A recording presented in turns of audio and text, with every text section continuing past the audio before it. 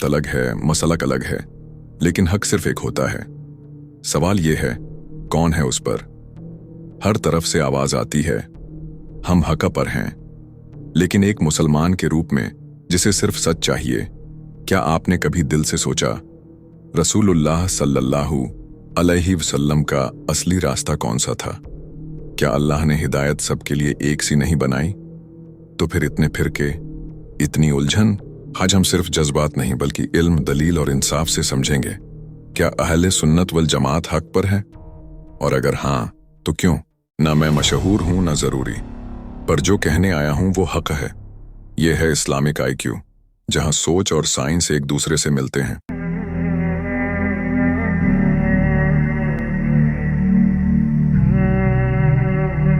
आज का मुस्लिम युवा उलझन में है। एक तरफ वहां भी कहते हैं शिर्क से बचो, दूसरी तरफ देवबंदी कहते हैं बिदअत मत करो, तीसरी तरफ अहले सुन्नत कहते हैं मोहब्बत और अदब का रास्ता लो। मस्जिद में फर्क, जनाजे में फर्क, दुआ में फर्क, लेकिन अल्लाह ने कुरान में फरमाया वत्सिमू बिहब्लिल्लाहि जमीअन वला तफर्रकू, सब मिलकर अल्लाह की रस्सी, धर्म को मजबूती से पकड़ो और फर्क मत डालो। और साइंस भी इस उलझन को कॉग्निटिव डिसोनेंस कहती है। जब इंसान के सामने विरोधी विचार होते हैं तो उसका दिमाग तनाव और अस्थिरता में आ जाता है।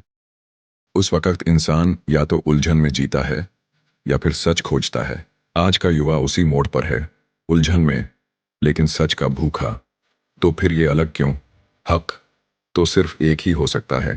पहचानो हक को, लोगों के नाम से नहीं, रसूलुल्लाह सल्लल्लाहु अलैहि वसल्लम के तरीके से। रसूलुल्लाह सल्लल्लाहु अलैहि वसल्लम ने फरमाया, मेरी उम्मत 73 फिरकों में बट जाएगी, सभी जहन्नम में जाएंगे सिवाय एक के। साहबा ने पूछा, वो कौन होगा या रसूलुल्लाह? रसूलुल्लाह ने फरमाया, वो जो मेरे और मेरे साहबा के तरीके पर होगा। अहले सुन्नत वल जमात का मतलब ही ये है, जो रसूलुल्लाह सल्लल्लाहु अलैहि वसल्लम और साहबा के तरीके पर हो। तौहीद, हर सुन्नी उस पर ईमान रखता है। रिसालत, हर सुन्नी के लिए मोहम्मद सल्लल्लाहु अलैहि वसल्लम आखिरी पैगंबर हैं। आखिरत, जन्नत, जन्नम, हिसाब किताब, कब्र का अजाब, ये सब मानते हैं, लेकिन अहले सुन्नत एक और चीज लेकर चलते हैं, अदब, मोहब्बत, इज्जत। वो रसूलुल्लाह सल्लल्लाहु अलैहि वसल्लम के दर को सिर्फ इल्म से नहीं, दिल से समझते हैं। वो सहाबा और अहले बैत दोनों से मोहब्बत रखते हैं, बिना किसी अतिशयोक्ति या नफरत के। देवबंदी और वहाबी अकीदे में कई जगह सख्ती या तंग सोच मिलती है, लेकिन अहले सुन्नत का रास्ता है संतुलन, इल्मी रवैया और रूहानी मोहब्बत। अहले सुन्नत का सिलसिला कोई नया नहीं है। ये वही रास्ता है जिसे इमाम अबू हनीफा, इमाम शाफई, इमाम मालिक और इमाम अहमद बिन हंबल ने चुना। ये वही तरीका है जिसे हजरत अब्दुल कादिर जीलानी, इमाम गजाली और शाह वलीउल्लाह ने अपनाया। क्या ये बुजुर्ग देवबंदी या वहां भी थे? नहीं, ये सभी अहले सुन्नत थे। अहले सुन्नत ने ही इल्म का दरवाजा खुला रखा और मोहब्बत का पैगाम दिया। उन्होंने शिर्क और बिदत से बचने की हिदायत दी, लेकिन बिना घमंड या तंग दिली के। उनका मकसद था उम्मत को जोड़ना, ना कि तोड़ना। और अगर आप वैज्ञानिक दृष्टिकोण से देखें तो ये साबित हो चुका है कि लोगों का दिमाग सिर्फ तार्किक बातों से नहीं बल्कि भावनात्मक जुड़ाव से भी सीखता है। अहले सुन्नत का तरीका वही है, संतुलन, तर्क के साथ मोहब्बत और इज्जत।